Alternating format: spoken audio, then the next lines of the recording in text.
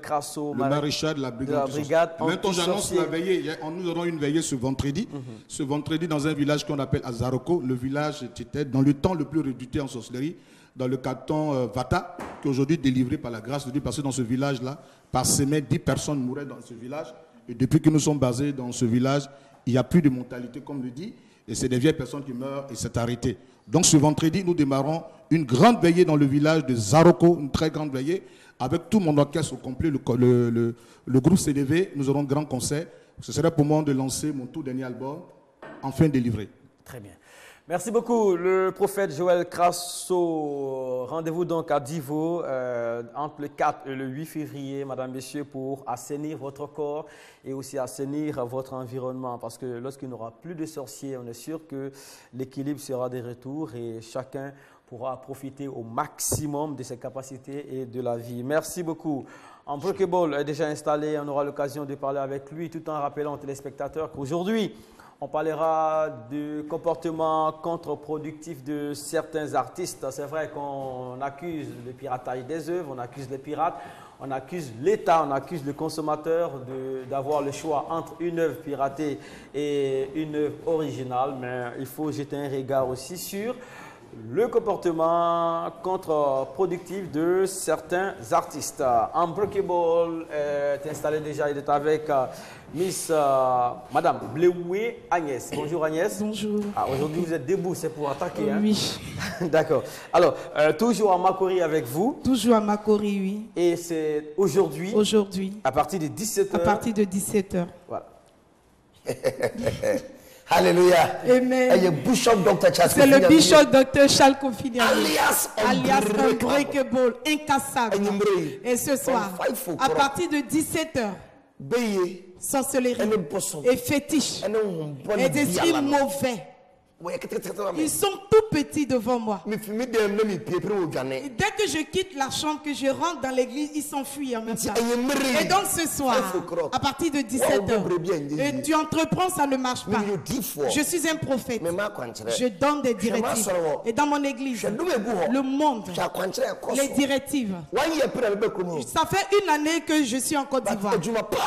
Mais à cause du bon travail que je fais, quand tu viens dans mon église, de lundi à lundi, il y a du monde. Témoignage. Bien aimé. Ce soir à 17h, viens croiser Jésus-Christ. Je suis un prophète. Moi, je donne des directives pour que ta vie change.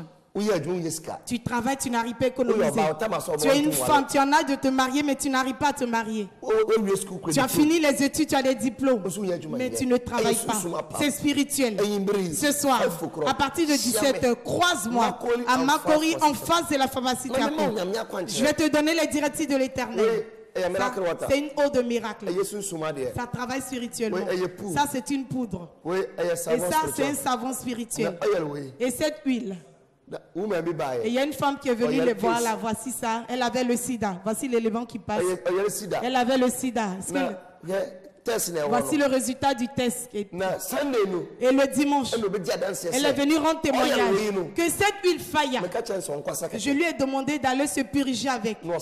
Et quand elle s'est purigée, elle a refait le test. Elle a retrouvé la guérison. Elle était séronégative. C'est pas amusement. C'est pas caché. On parle du pouvoir, le pouvoir qui est en toi. Et donc le pouvoir, on est avec. On n'imite pas. Il y a beaucoup de pasteurs qui imitent. Moi, je suis né avec. Et donc le pouvoir là, j'en ai, Dieu m'en a donné. Tu veux voir la puissance de Dieu? Alors ce soir, croise-moi à Makori en face de la pharmacie Tiapo. Tu vas croiser Jésus. 78 16 59 42, 78 16 59 42, 75 02 23 72, 75 02 23 72. Makori, aujourd'hui 4 février, directive spirituelle avec le prophète Unbreakable, l'interprète Madame Bleou Agnès. Merci beaucoup, thank you very much. Et on vous souhaite un bon show, hein, une très bonne opération. Madame, messieurs, on garde les contacts, se poursuit avec les brèves, avec l'autorisation des Fatou Koulibaly. On va sauter l'élément qui arrive. C'était l'élément concernant By Night. On ira tout droit sur les coulisses du match. D'abord les brèves et tout de suite on parle des coulisses du match Côte d'Ivoire-Cameroun.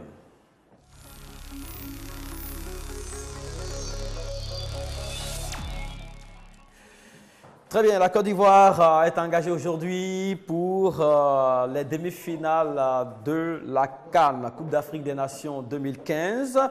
On était dans les coulisses de l'opposition Côte d'Ivoire-Cameroun et cette opposition s'est soldée par la victoire de la Côte d'Ivoire. On était au Studio B, Goury Séverin et Kanté Bassoma étaient là pour fixer ces images.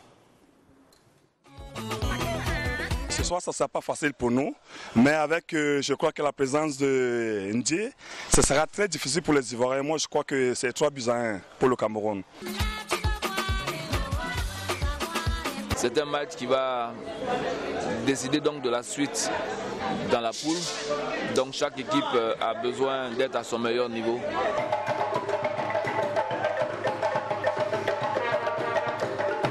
C'est un match pour la victoire.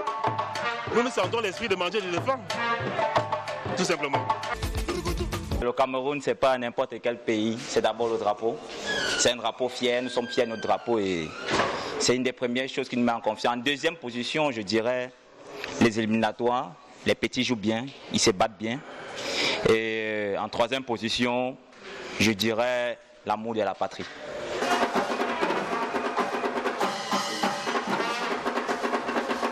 On sait qu'il y a eu beaucoup de ratés dans les premières phases éliminatoires, mais aujourd'hui c'est un grand jeu et je pense que la Côte d'Ivoire ne déméritera pas face au Cameroun. Nous serons des gagnants. Regardez-nous bien, suivez-nous bien. À la fin de ce match, nous aurons la victoire. Quand tu es à la télévision, quel que soit le résultat du match, tu dois faire tes résumés et vous devez faire vos plateaux.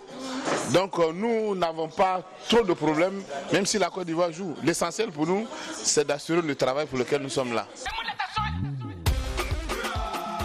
Voilà, Côte d'Ivoire, Cameroun. Je vous informe que mes chroniqueurs sont installés. Guy Defer, bonjour. Bonjour. Ça va bien? Ça va. Aubin Manfei est en face de Guy Defer. Bonjour Aubin. Bonjour. Voilà, le sujet d'aujourd'hui est clair. On est sur les artistes et leur comportement contre-productif. C'est vrai qu'on accuse le pirate, l'État, les consommateurs, mais il faut se dire un mot sur certains comportements d'artistes. Alors, si autour de vous, des comportements vous choquent de la part de certains artistes, des comportements qui font que l'artiste peut être sous-évalué, vous pouvez nous appeler au 22 42 54 ou encore nous écrire sur facebook.com/on garde le contact. Alors, Côte d'Ivoire-Cameroun, on a eu peur, mais le résultat a été en la faveur de l'équipe nationale. Oui, j'ai apprécié l'équipe nationale parce que la dernière fois contre le Cameroun, ils ont eu un très beau jeu. Et puis j'ai constaté qu'il y a un fond de jeu. Et j'ai vu la réaction de l'entraîneur, ça m'a plu. Et j'ai vu sur le terrain des jeunes gens qui voulaient vraiment se battre, se donner. Et vraiment, j'étais surpris de voir les éléphants. J'étais très content. Et j'ai dit, Kanté, je suis très content. Très bien. Ouais. Et Aubin Manfei, on le sait, lorsqu'il supporte une équipe, ça ne va pas. Donc on souhaite que... Ce qu'il faut dire aussi qu'il y a plusieurs façons de supporter. Supporter aussi, c'est vrai. Nous sommes les supporters silencieux. Oui, clair. Et donc nous supportons en esprit et réellement en esprit. Très bien. Et le week-end dernier, Côte d'Ivoire à Algérie, notre équipe était également en studio pour fixer les coulisses de cette rencontre. Le constat est clair, tout le monde était optimiste. Les images que vous allez voir ont été tournées bien avant le début du match.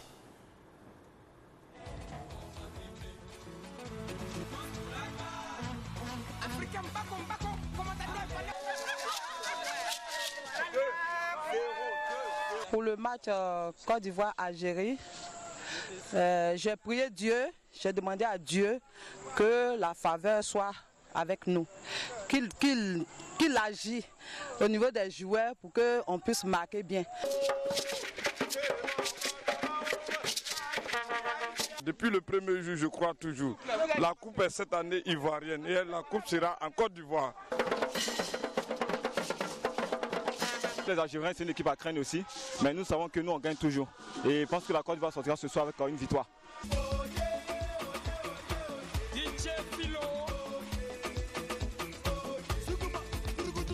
Pour ce quart de finale, on va voir une équipe de Côte d'Ivoire combative. Déjà, il faut que l'entraîneur aille dans le sens où il est en ce moment, où il a trouvé un semblant d'équilibre au niveau de l'équipe.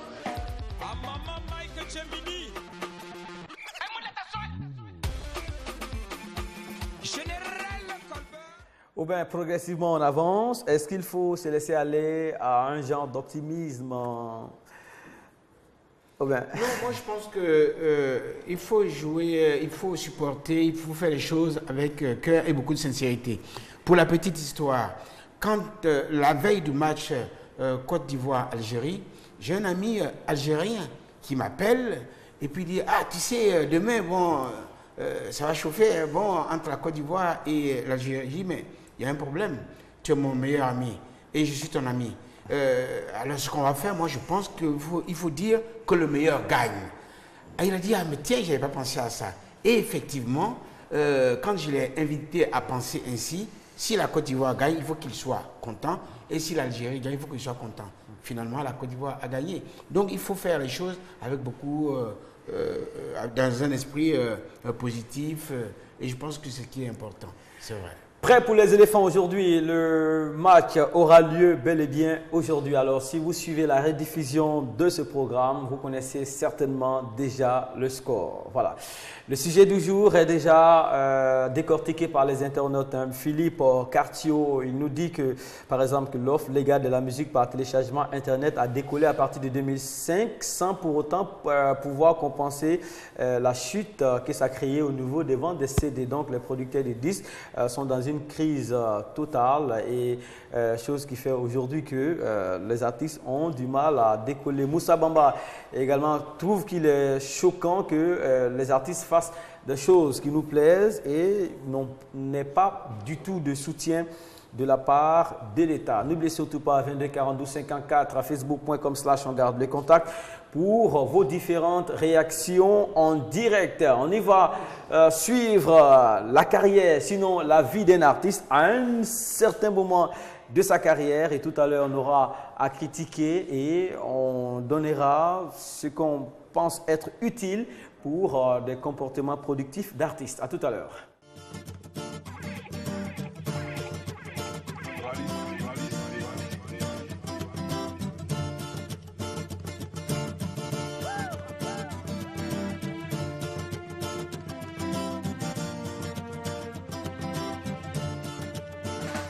Aller jusqu'à interdire notre congrès.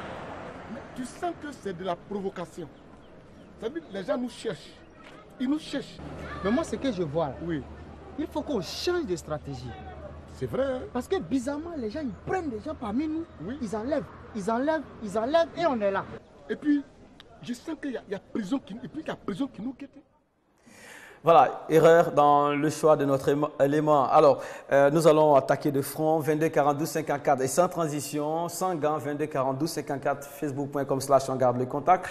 Aujourd'hui, donc, c'est vrai qu'il y a une part de boulot de l'État à faire, une part à faire de la part du consommateur, mais dans la chaîne, l'artiste aussi a une part à faire dans, je vais dire, la protection de ses œuvres, mais aussi dans son évaluation perso. Oui, on commence par vous.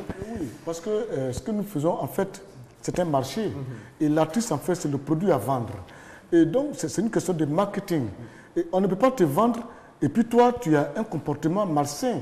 Tu ne peux pas parler d'un artiste qui est aussi très bon et que tu veux vendre à des millions de francs et lui, il a un comportement malsain. Tu le vois, d'abord, il est dégueulasse à voir, il boit dans tous les maquis, c'est lui qui vomit, qui est saoulé, et il est en train de faire des histoires partout, un peu pour des histoires de femmes. Tu les invites dans une ville, ils ont un comportement qui n'est pas du tout bien. C'est pas bien, c'est-à-dire que ça détruit l'image de l'artiste lui-même. Souvent, je parle de ça, je dis, un artiste doit savoir se comporter. Ce n'est pas parce que tu es sorti de la télévision et que tu prends pour le nobile du monde. En fait, ils ne savent pas ce qu'ils veulent. Ils viennent dans l'art, j'ai l'impression que c'est des artisans de l'art. C'est-à-dire qu'ils sont venus dedans comme ça pour se faire voir. Alors que c'est un métier noble. Mais eux-mêmes, ils se comportent tellement mal que ça fait qu'on n'arrive même plus à les évaluer parce qu'ils n'ont pas de prix. Alors, Aubin, est-ce que ce comportement ne s'explique pas? Est-ce qu'on ne peut pas trouver une explication à ça, je vais dire à souffrir en spectacle? Parce que par moment, des surfaces d'expression, des médias leur sont fermées. Alors, moi, je Donc pense l'artiste, quand il trouve un espace, vraiment, il veut se produire. Oui, mais le problème n'est pas inhérent à l'artiste seulement. Moi, je pense qu'avant d'être artiste, il a été un enfant, il a été un jeune homme, et puis à un moment donné dans sa vie, il a choisi d'être artiste. Volontairement ou involontairement, bon, il est artiste. C'est la même chose pour celui qui devient un homme politique ou bien pour celui qui devient un professeur, un médecin. Mais à la base, de quoi s'agit-il? Il s'agit d'éducation. Parce qu'on passe tous par là. C'est le même moule. Donc, si l'éducation de base est faussée, eh bien, un peu plus loin, on en paye le prix. Donc, pour qui que ce soit, l'éducation de base est nécessaire et importante. Maintenant, par la suite, dans le métier que l'on choisit, comme disait tout à l'heure Guy de Fer, il y en a qui ne savent même pas pourquoi ils sont là. Il y en a qui viennent pour s'amuser.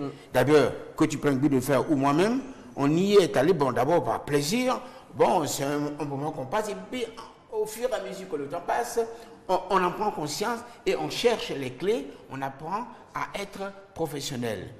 Là, il y a un autre volet qui est grave, c'est qu'il arrive un moment où on pète les plombs, tout simplement parce qu'il y a un trop plein de succès qui vous monte à la tête. Vous imaginez quelqu'un qui avait du mal à joindre les deux bouts, et du jour au lendemain, il joint les 5 bouts. Il n'a qu'à claquer le doigt et il joint les 5 bouts et il est à l'aise. Tout ce qu'il veut, il l'a à la seconde près. Que ce soit dans le monde de la musique, que ce soit dans le monde des affaires, que ce soit dans le monde même politique, eh bien, du jour au lendemain, vous êtes un petit professeur quelque part, et puis demain, paf, on vous parachute, vous êtes ministre. Alors, si vous n'avez pas une éducation de base solide, mais vous pétez les plombs. Alors, moi, je peux vous dire que la base, c'est l'éducation. L'éducation, mais à un certain niveau. À un certain niveau, les contraintes ne sont pas les mêmes. Ne sont pas les mêmes. Alors, dans ces mêmes contraintes-là, c'est là qu'il faut s'atteler à prendre les bonnes clés pour ouvrir les portes à tel moment. Par exemple, vous êtes un artiste qui marche. Ben, si vous n'avez pas appris la communication, comment répondre aux journalistes, vous allez dire n'importe quoi, parce que ce qui vous sort dans la tête, sans trier, vous donnez une réponse, et après, d'autres journalistes vont reprendre. Et ça peut être dévastateur. Voilà. Dans plusieurs cas, on a vu ça. 22 42 54, facebook.com, vos différentes réactions. Guy de Fer, alors, les conséquences immédiates déjà pour quelqu'un qui a un problème de comportement, un problème de bienséance et qui est producteur ou qui est, je veux dire, oui, qui est producteur d'œuvres. Les conséquences immédiates, c'est quoi? C'est la sous-évaluation. Mais bien sûr, attends, un homme comme ça, il va venir te dire, tu as besoin d'un artiste comme ça, mais attends, il va coûter combien? Il ne peut rien coûter, il n'a même pas de valeur. Et puis, tu vas le produire où? Tu vas déjà le produire quelque part dans une salle, la salle est vide, alors qu'il a une compétence, il a un talent. Il chante très bien, ou alors c'est un très bon conteur, un très bon artiste, mais tellement qu'il se vilipende, il se vulgarise, ça fait que, alors qu'au niveau de l'art, ce qui paye un peu, c'est ça l'éducation, ça va se comporter. Et puis la rareté paye. Mais tu es un peu versé partout. Non, c'est pas du tout joli. Dans certains cas, ça produit l'effet contraire. On a un cas avec nous ici. Oui. Arafat, par exemple, plus il fait des vagues, plus il fait des frasques, plus les salles sont pleines. Non, le cas... Je veux dire, depuis un certain temps, il y a une petite sécheresse, mais je pense que ces frasques alimentaient parfois sa communication. Oui, c'est des jeunes gens, c'est-à-dire, bon, avec le net, en fait, c'est un garçon, d'abord, il a fait toute sa promotion à partir du net, en fait. Donc, c'est peut-être son comportement qui a fait que les gens ont fait attention à lui. Ils ont commencé à faire attention. Les gens viennent par curiosité. Par curiosité. Mais il faudrait qu'Arafat, c'est-à-dire qu'il s'organise. Que maintenant qu'il a à côté de lui des communicateurs pour ne pas qu'il fasse du n'importe quoi. Parce qu'à un moment donné, ça va agir sur lui. Hein. Vous avez vu même le dernier conseil qui a eu lieu. Il était différent du conseil passé. Donc ça veut dire qu'il y a un relâchement. Il y a un relâchement. En toute sincérité. Alors, comment rattraper les choses alors, Aubin? Là, vous avez parlé d'éducation, c'est vrai et c'est clair. Mais pour quelqu'un qui est déjà là, qui est déjà sur le terrain, comment est-ce qu'il peut rattraper tout ça? Alors, du coup, ça m'amène, sans que tu me posiez la question, à la solution qui est préconisée. C'est ça. Dont la date va être débattue d'un moment à l'autre. Mais tout est dans la formation. Parce que vous preniez un médecin qui exerce, un bon médecin doit avoir une formation continue. C'est ça, on est dans la formation continue. Oui. Que ce soit un professeur, un enseignant qui a ses diplômes, qui sort et puis qui enseigne, mais s'il dort sur ses lauriers, ben, il ne va pas avancer. C'est la même chose pour l'artiste. Donc, il est dans un domaine où il doit apprendre en permanence au niveau de la culture. Des fois, c'est pas parce qu'on est dans la culture qu'on est cultivé. Donc, il doit se cultiver, il doit avoir deux sortes de formations. Une formation, il doit à son métier pour améliorer, et puis une autre formation pour l'environnement artistique et culturel. Et c'est dans cette formation-là qu'on apprend à répondre aux interviews, à avoir une attitude, à ne pas répondre à tous les journaux, à ne plus donner, qu'on appelle, répondre à tous les contrats et à sélectionner, parce que plus vous refusez aussi des contrats, plus votre cote augmente. Parce que si vous jouez n'importe quand, n'importe comment, n'importe où, bon, ça vous dévalorise. Parce que si vous m'employez aujourd'hui et je vous dis, ah bon, pour jouer, c'est juste 200 000 francs, mais ton ami, c'est Guy de Fer. Tu iras dire à Guy de Fer, tu sais, au Belge, je l'ai eu à 200 000 francs, et puis ça va traîner comme ça. Mais si tu dis à Guy, tu sais, lui, pour l'avoir, c'est 3 millions. Hein. Ah. Bon, voilà, ce sont les techniques que l'on apprend dans cette formation dans l'environnement artistique et culturel. Donc, c'est une question de formation et de formation. D'accord, mais certains artistes, certains jeunes ont peur. Est-ce que le fait de se réserver, de mettre un mythe autour de soi, est-ce que ce n'est pas s'isoler? Est-ce que ce n'est pas se fermer des portes? C'est le mot qu'ils utilisent. Est-ce que ce n'est pas se fermer soi-même? Non, mais ce n'est pas se fermer. Pendant que vous êtes en train de créer un mythe autour de vous, les autres sont en train de s'exposer et on parle que d'eux. Mais attends. On n'invitera que... Mais avec combien on les paye? Moi, je connais plein d'artistes aujourd'hui, même humoristes que je te dis bien. Hein, tu les vois chaque fois, ils vont te dire, j'ai un gombo, il peut se faire 5 gombos de la semaine. Mais papa, c'est de 25 000, 30 000, 5 000 francs, on leur donne. Vous voyez, ils sont en train de dévaluer la corporation. Mais moi, je préfère ne pas jouer du tout. Je dis, je préfère ne pas jouer du tout, être assis chez moi, qu'on ne me voit pas quelque part, mais le jour où on me voit quelque part, il faut qu'on sache qu'on a invité Guy de Fer. Et je vous dis, et c'est comme ça que je conçois, quoi. Et c'est comme ça que moi je pense, et j'estime que où je suis, c'est mon métier. Je dois l'encadrer parce que je dois vivre de cela. Et si je ne l'encadre pas, je risque d'être comme un farfelu, quelqu'un qui est venu comme ça, qui ne cherche qu'à en train de chercher plus de sauce, aller au marché. Non, attends. Ouais. Un artiste qui refuse des contrats, qui reste chez lui-même, vivra de quoi? Non, mais quand on dit refuser, c'est ça. On rentre dans le domaine maintenant de la gestion de sa carrière. On ne refuse pas pour refuser, on refuse de manière stratégique. On refuse parce qu'on sait devant qui on accepte, devant qui on refuse. Donc, on refuse aussi parce qu'on a de la réserve. On refuse aussi parce qu'on a de la réserve. Oui. Pour mieux se faire vendre, il y a une manière de faire. Et puis, on accepte aussi des gratuités. Parce que des fois, il vaut mieux accepter aller jouer gratuitement quelque part que d'être payé à des clopinettes. Parce qu'en jouant quelque part, ça vous revalorise aussi. Donc moi, je pense que ces stratégies, ça s'apprend. Et puis, il faut être humble d'accepter d'apprendre tous les jours. Je me rappelle encore de Guédéba Martin qui, après la formation que je leur ai donnée, il a dit « Ah, mais Obino, il m'a dit non, tu nous as appris quelque chose. Voilà. Hein. Bon, donc moi je pense que tout est dans la formation et dans l'humilité. Ouais, et très bientôt, on pourra bénéficier de ces formations-là. L'opération est baptisée Quitte dans ça. Voilà. Où il faut quitter dans ça. Il faut quitter dans ça. Il faut quitter dans l'amateurisme. On prendra le petit pont de Fatou pour relayer quelques réactions sur la toile avant de se dire au revoir, tout en rappelant que le match des éléphants a lieu aujourd'hui. Il faut tous être derrière le 11 national et ce sujet sera reconduit le mercredi prochain, s'il plaît à Dieu, pour permettre à un plus grand nombre de téléspectateurs de participer au débat. Alors sur la toile, nous avons M. Moussa Bamba qui trouve choquant que les artistes se battent pour produire des œuvres qui plaisent au public et que l'État ne fasse rien, par exemple, pour assainir le milieu. Monsieur Norbert Touré, il salue toute l'équipe, il salue les performances des chroniqueurs.